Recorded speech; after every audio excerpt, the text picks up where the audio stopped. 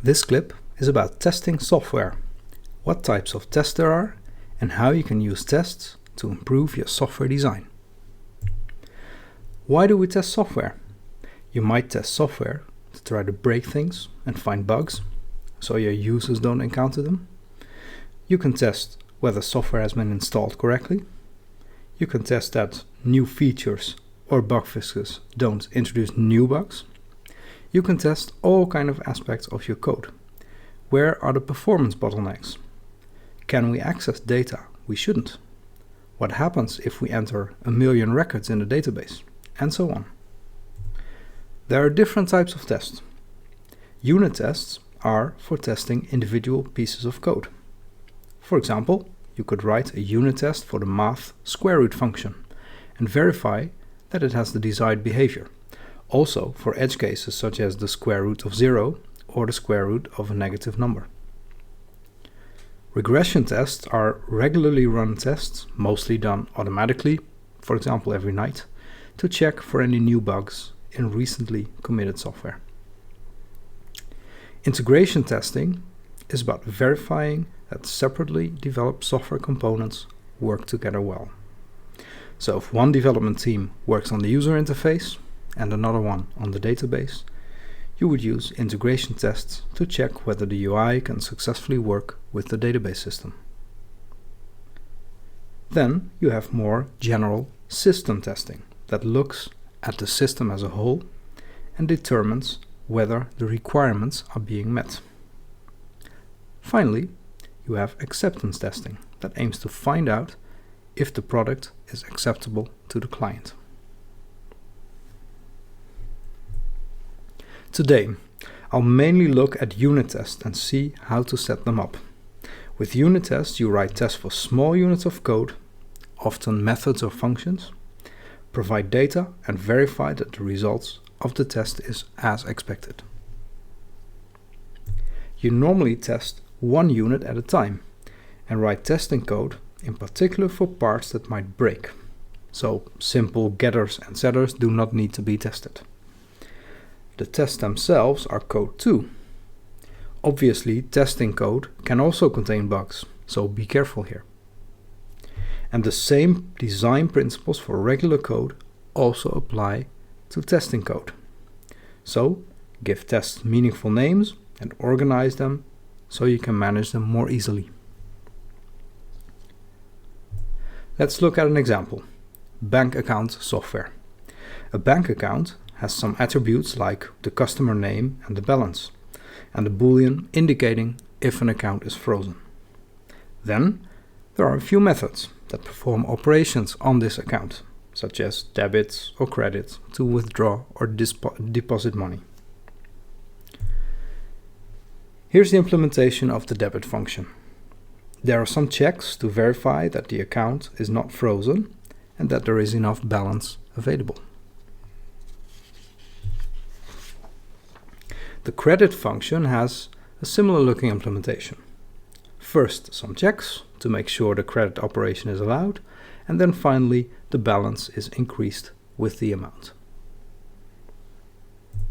With unit tests, you want to make sure that tricky computations are performed correctly. But you also want to make sure that edge cases are handled as you expect. You can write tests as assertions, which we've seen before in the design by contract slides. In a sense, checking pre- and post conditions are a kind of unit test. However, the difference is that unit tests are generally not written as part of the actual code, but they are organized in files outside of the main source code. An assertion evaluates a Boolean expression. If that expression evaluates to true, nothing happens. If it's false, an assertion error is thrown, and extra information is provided for debugging purposes. Here's an example of a test for the debit function. First, you set up or arrange everything you need to run the actual test. In this example, I define a balance, a debit amount, and the expected result, and I create the bank account object. Then I perform the action that I want to test. And finally, an assertion checks whether the test was successful. Similarly, this is a unit test that checks whether withdrawing a higher amount than the balance indeed results in an error. The test itself is enclosed in a try statement. If that catches an error, the function behaves as expected. If not, we raise an assertion error. You can imagine lots of other tests and edge cases for these relatively simple functions. But how about checking whether you can do something with frozen accounts? And what do we do with duplicate setup code in every test? In order to help with this, Python has a UNITTEST library that helps you run tests in a simpler way. It provides a few special assertion functions that are useful particularly for unit tests. For example, assert almost equal tests whether the outcome is close to the expected result, but not exactly the same. This allows you to test code that has some imprecisions in the numbers, which happens if you use floating points. You get all kind of minor rounding issues sometimes. And here are some other assertion helper functions from the UNITTEST library. There's assertions to check equality, non-equality, almost equality, greater or less than, matching a regular expression, whether code raises an exception, and so on. There are also various functions that help you set up and tear down tests to avoid duplicating code. There's a mechanism to temporarily skip certain tests. And you can organize your tests into classes, and then the UNITTEST framework automatically finds them for you. So here's another example of using this UNITTEST library. I'm using it here to check that withdrawing an amount that is too large yields a value error. And I'm using the assert raises function for this. Unit tests are easy to write for functions that have high cohesion and loose coupling. Sometimes functions need to interact with other parts of the system though. For example, suppose that a function interacts with the database. You don't want your tests to actually change values in production data and corrupt your data. So what do? Most unit testing libraries also provide mechanisms to fake, stop, or mock objects that functions interact with. In order to test a function that interacts with the database, for example, you can give it a fake database object with a simple implementation that mimics actual database behavior, and then test your code with that. These mock objects are helpful to set up certain datasets to test a function's behavior. For example, you can test whether a function that creates new customers handles an existing customer correctly by supplying a dataset that already contains the customer you try to add in the test.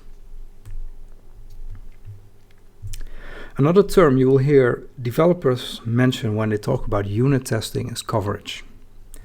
Coverage is a percentage metric to keep track of how much of your code is covered by unit test. Suppose that a function for adding a new customer has an if statement that does something different depending on whether there already is a customer.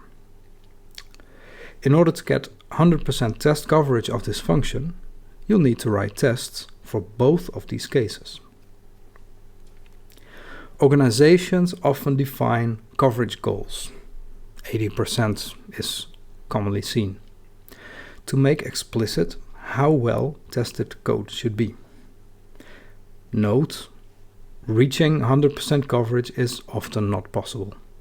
Some code might be extremely difficult to test with unit tests, or you may depend on third-party libraries that are not fully tested themselves. There are tools such as coverage.pi that help you measure how much of your code your unit tests cover, and if there are still cases that you need to test. Some best practices for unit tests are to make sure your tests are simple and test one thing only. You can write these unit tests before you write the actual code. Writing unit tests for GUIs is not a good idea because there are dedicated testing tools available for GUI that work better. Minimize the dependencies of your tests so they are relatively easy to set up and run. And finally, use mocks to isolate the code you want to test, so you have control over the context that the code runs in. Together with agile methodologies, test-driven development has become very popular. With TDD, you write the test before or along the actual code. This is sometimes summarized as red-green refactor. Red when the unit tests have been written but do not pass. Green when the tests pass. And then finally you refactor to improve the overall design of your code. What are the benefits of this approach?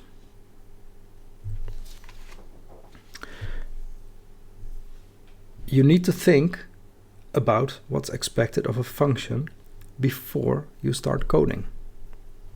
So this helps in making clear what the specification of the function is going to be like. Tightly coupled or weakly cohesive code is hard to test.